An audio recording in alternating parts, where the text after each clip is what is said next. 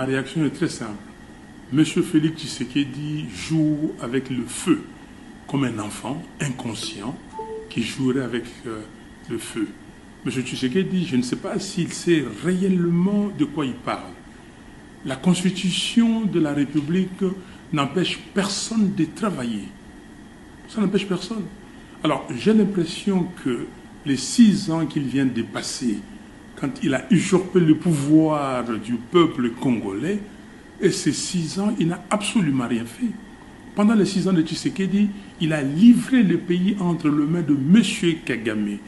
Aujourd'hui, plus de 115 localités du Congo sont entre les mains du Rwanda, gérées par le Rwanda. Qu'est-ce qu'il fait? Est-ce que la Constitution l'a empêché de recouvrer nos territoires? Est-ce que la Constitution l'a empêché de gérer le pays correctement? Est-ce que c'est la Constitution qui lui demande de voyager comme il l'entend et de faire des dépenses inutiles sur le dos de l'État? Est-ce que c'est la Constitution qui permet à son gouvernement de faire ce qu'on appelle le mismanagement, de dépenser l'argent sans compter? C'est la Constitution qui permet de payer les députés plus de 21 000 $ et les présidents de chambres de sommes que personne ne contrôle.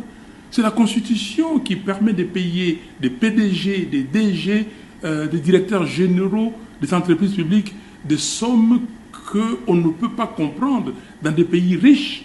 Ce n'est pas la Constitution. Donc, M. Félix Tshisekedi est en train de distraire les Congolais.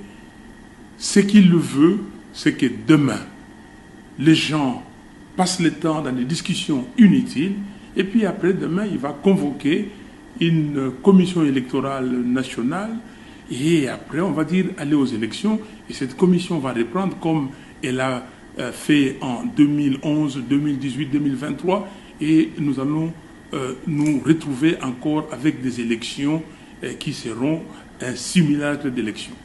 Il n'y a pas d'opportunité.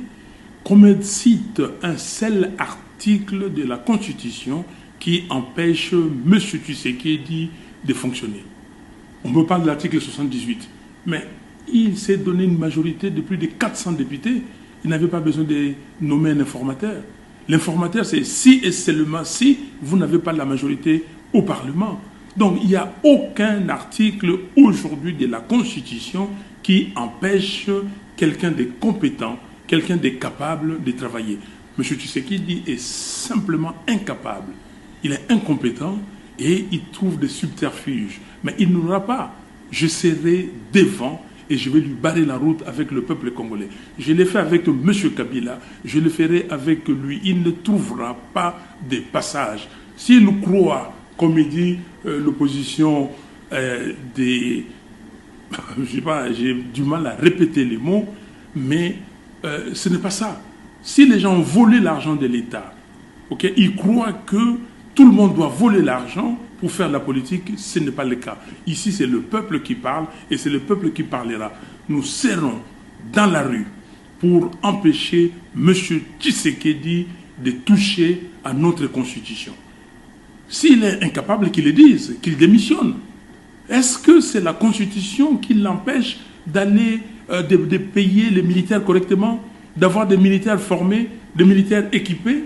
Est-ce que c'est la Constitution qui lui demande de nommer des gens incapables? C'est la Constitution?